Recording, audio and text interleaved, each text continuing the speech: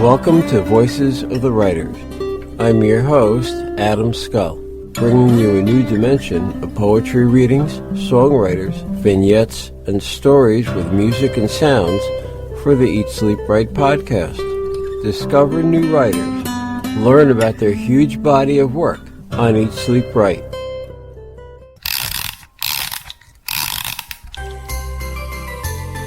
A Solstice Poem by Bruce McCausland, read by Adam Scull. 'Twas on the last winter solstice, the darkness was long and deep. I had to do my shopping, but nothing, it seemed, was cheap. I stepped out of my house, then hurried to my car. I looked out to the traffic. My journey, it seemed, was far. Amid the softs, I knew that to shop was not really my calling. I searched all the malls, but soon I too would fail. I went looking for closeouts, just for one holiday sale. I screamed out in anger with my rantings and ravings. Can there be nothing to buy? Are there no Christmas savings? Everyone around me, they just stopped and stared. Did they think I was crazy? Was that why they were scared? Then amidst the silence of that gathering throng, I started to tremble as if something was wrong. I hung my head low with a deep sense of shame. I knew that in truth I'd only myself to blame.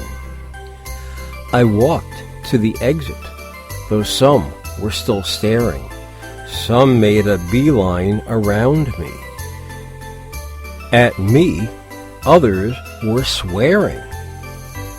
As I walked out of the store and stood shivering in the snow, I heard a voice calling ever so low. Help us, please, such a sorrowful plead.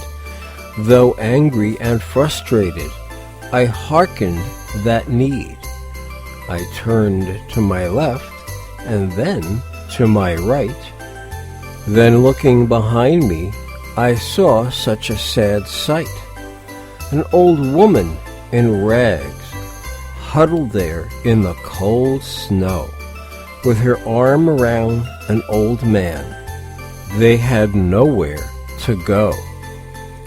I walked slowly towards them and crouched down in the snow. It seemed like an hour. I really don't know. They both looked at me with their deep, sallow eyes. There nobody stops. This was, I thought, no surprise. I helped them both up, though they smelled filthy and dirty. Walking with them to my car, I felt such shame and pity. We drove around slowly, together in my car. I learned some of their story. It seemed they came far. They spoke of their love through the years for each other. They spoke of their bad times, how they both stayed together. I stopped at a diner saying, "Let's get a bite." They said they'd no money. It just wouldn't be right.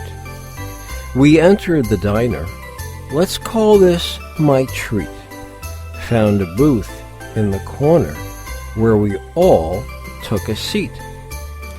They were obviously famished, offering profound gratitude that I should show them such kindness to hungry strangers cold with no food.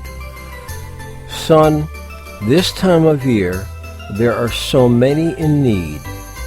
You gave the greatest gift when you answered our plea. They both seemed so serene, as I carefully listened. To each other they smiled. Their eyes, too, soon glistened. The old man said no more, but closed his eyes as to sleep. Then both, as in silent gratitude, started to weep. Uncomfortably, I excused myself. I got up from the table to pay the cashier as soon as I was able. But when I returned, the couple were not there. It seemed they had vanished right into thin air. I asked for the waitress. Did you see them walk out? She looked at me strangely as I started to shout. Sir, you were alone. That was all that she said. My heart skipped a beat, though with no sense of dread. As I headed for home on that winter solstice night, I said a prayer for that couple, that things would be all right. I thought of the old man, of how simple an act might just save a life. How would you react? My shopping long forgotten, and for whatever it might be worth, one gift seems worth giving, is giving peace on earth. Ho, ho, ho! Merry Christmas, everyone! Thank you for joining us for another edition of Voices of the Writers, located at eatsleepwrite.net, bringing you a new dimension of poetry, songwriters, vignettes and stories with music and sounds, for Eat Sleep Write. We would like to hear from you. Engage with us. Send your comments and questions to comments@eatsleepwrite.net, or leave a comment at the end of the podcast page. Join us again for Voices of the Writers on Eat Sleep Write.